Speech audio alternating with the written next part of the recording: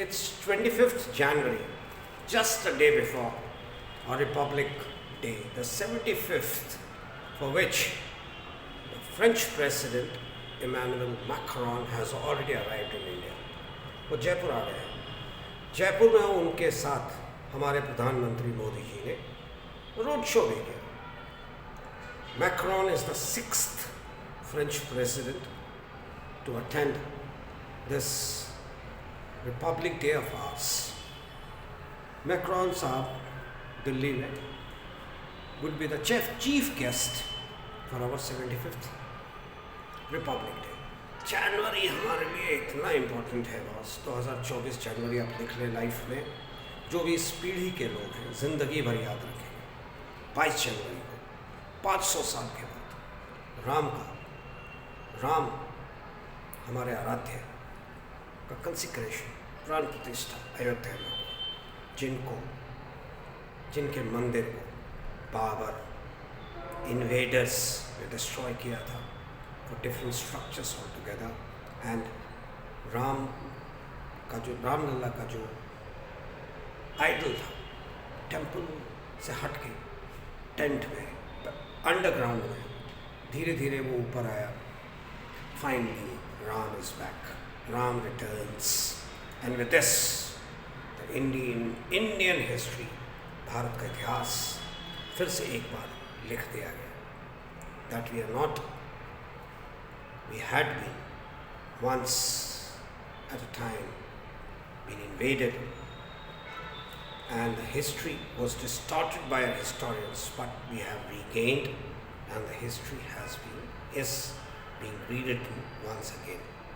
अयोध्या के बाद मथुरा, अभी और जगहों पे हम इतिहास को फिर से रिविजिट करेंगे, रीराइट करेंगे।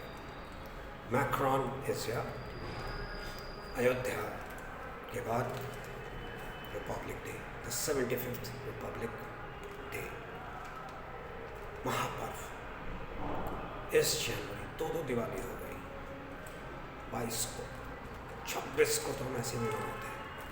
अब दूसरी खबर, राहुल वर्सेस असम के चीफ मिनिस्टर विश्वास शर्मा जी जो कांग्रेस से आके बीजेपी में मुख्यमंत्री बने, उनका कहना है कि राहुल के ब्रिगेड अगर वो गुवाहाटी में एंटर करने दिए होते तो शायद ट्रैफिक कंजेशन और सोशल डिस्टर्बेंसेस हो जाते।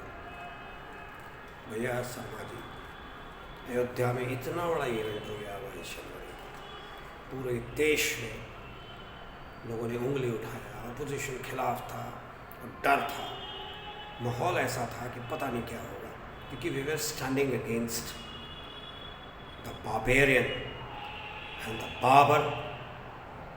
पुत्र बाबर mentality।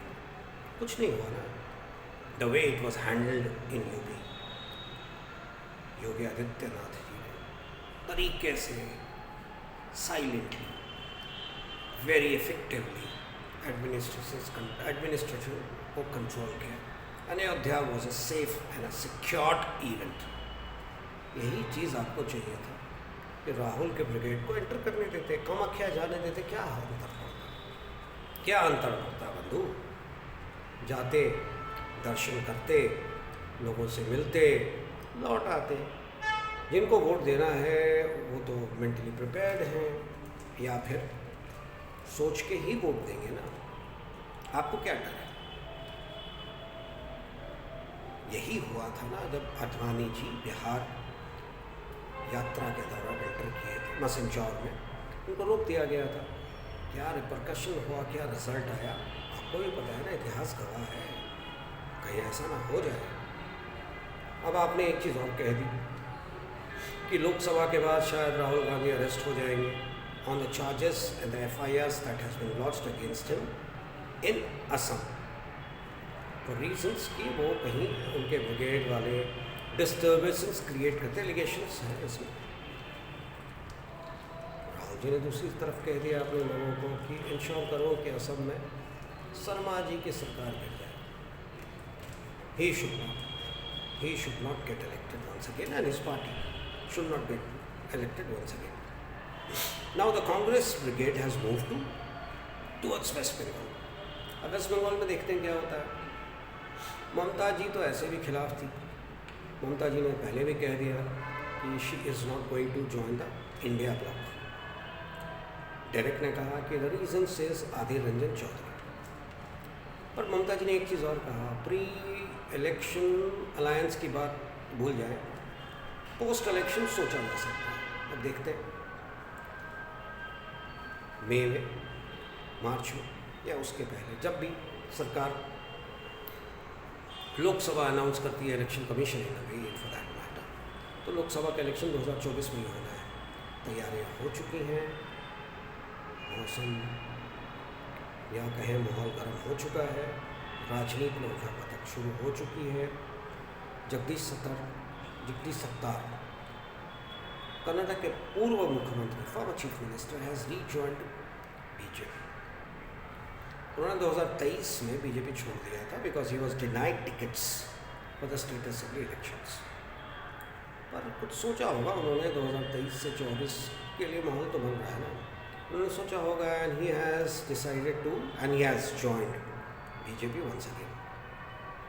सिमिलरली बीजेपी से एक बड़े मिलिंद देवरा साहब वोट कर गए.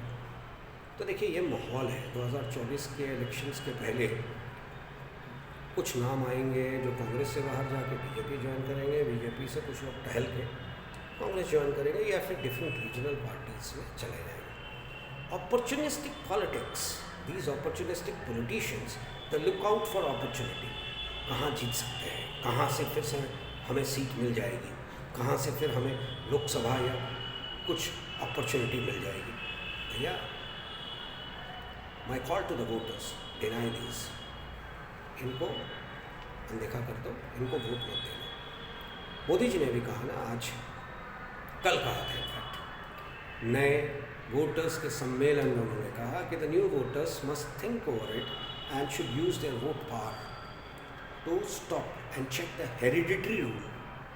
उनका कहना था कांग्रेस में जो हेरिडिटरी रूल है उस तरह की चीज़ें ना हो, फिर कि एक ही परिवार के लोग वापस आते रहे. मेरा कहना है वोटर्स को, सही कहा मोदी जी ने, आप अपने वोट पावर का इस्तेमाल कीजिए और किसी भी पॉलिटिशियंस के बच्चों को, बेटों को, बेटियों को, परिवार से जुड़े हुए लोगों को उनके कंस्टिट्यूंसी में वापस मत आने दें until and unless they have really done something good for the society. अच्छा किए हैं तो फिर से ठीक है. पर ज़्यादातर होता क्या है ना, कांग्रेस हो, बीजेपी हो, किसी रीजनल पार्टी फोर्स हो, वहाँ क्या होता है कि फादर की जगह बेटे को या बेटी को उसी कंस्टिट्यूंसी से खड़ा करने की कोशिश होती है. उनको लगता है कि माहौल है, मौसम है, सेंटिमेंट्स है, इमोशंस है, पर काम तो नहीं है ना. The voters, young voters, the next you must think over it and take a call on it. Use your vote power as been asked by the prime minister of India Narendra Modi ji. आप अपने vote power का इस्तेमाल कीजिए, hereditary rule और इस तरह के family rule को चेक कीजिए, रोक दीजिए. चौथी खबर जो मुझे लगा, मालदीव्स को लेकर, मालदीव्स के दो strong opposition party, Maldives democratic party and democrats have stood against the president Muizzu, जो थोड़े प्रो चाइना है. उनका कहना है कि Maldives has always been close to India, so why go with China this time. उनको भी समझ में आ गया ना कि टूरिज़्म तो यहीं से है, इकॉनमी हमारे बेस पे है. और मोदी साहब को समझ में नहीं आ रहा है, वो अभी भी चाइना रटिया रहे हैं. उनको समझ में आएगा जब श्रीलंका के इतिहास को देखेंगे, पाकिस्तान को देखेंगे, नेपाल को देखेंगे, भूटान को देखेंगे, तब समझ में आएगा कि चाइना हमेशा इसी तरह के एंटिक्स में लगा होता है. बिजनेस के नाम पे टेलीकॉम, XYZ, इंडिया में भी टेलीकॉम उनका चल रहा है ना, टेलीकॉम कंपनीज चल रही हैं and we are going to take over these telecom companies very soon. I tell you, this is going to happen. All those companies which are been floated by China and India, they will have to have Indian partnership in a major way. खैर, तो ये सब खबरों के बाद जो बातें आती हैं ना, नीतीश जी बहुत इम्पोर्टेंट है. स्पेकुलेशन सर्वाइव की Nitish ji is likely to join India. India में वापस आने की बात चल रही है नीतीश जी.